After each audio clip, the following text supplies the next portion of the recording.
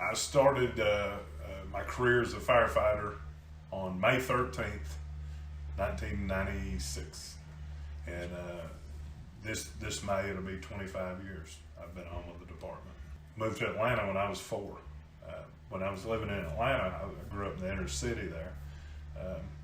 Fire station was close by. And I'd see those guys run here and there. And I really didn't get into it until one particular incident. And I'll never forget it. It was after I graduated high school in 1992. I believe Tennessee played Ohio State, and myself and a couple of friends went down there and watched the game. It's when Eddie George was our running back, and actually we won that game, so that was a good thing. On the way back from that, there was a horrendous crash. Happened right in front of us. I mean, there was cars flipping. Somebody got ejected. There was a fire involved, and here we are, 18 years old. Like, what do we do? What do we do? And before we could even really get going to decide what we were going to do, there was a fire truck there.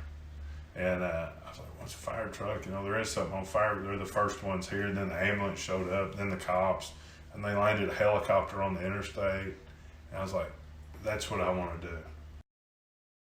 They're your other family. I mean, they truly are. It's a brotherhood. It's a way of living. It's a way of life.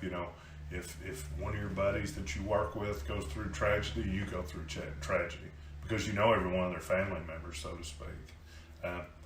You have birthday parties together. You watch each other's kids grow up. You see the ups and the downs of other people in your station or in your district or in your department.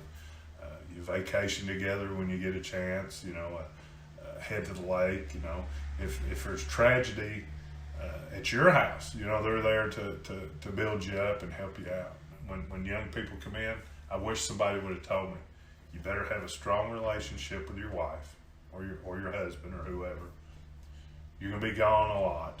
And honestly, my wife's the toughest person I know because I am gone a lot. I miss birthdays, I miss holidays, I miss baseball games. So those are things that I regret, but at the same time, I'm doing what I love to do to help the community. And my wife knows that, and my son knows that. So I'm very blessed in that way, knowing that they have my back as far as that goes.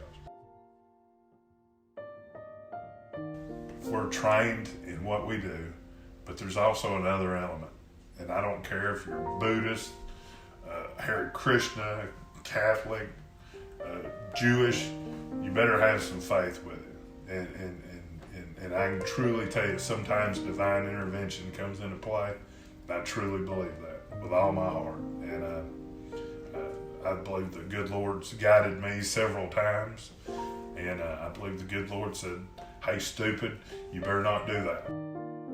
In my career, in almost 25 years, I feel like I've really made a difference in the community. And I don't mean that corny or funny. I truly believe that the good Lord has put me where I'm supposed to be. And I don't know how many people can say that. Some people go in their job and they make a whole heck of a lot more money. They really do, but they hate it. I love my job.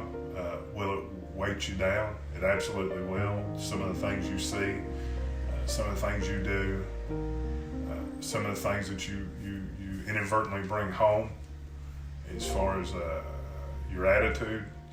My wife's had to check me at the door, and I love her for it. She's told me, you're not at work. I'm like, oof, I gotta back off. So, that's good to have that partnership to where I don't get upset. She can call me out on it.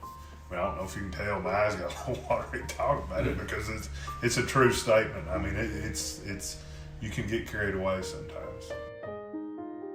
I tell people, just like I tell my son who's 11, there's 4 things in this world that are free. It's your work ethic, your character, your integrity, and your faith. That's all you got. Those are free.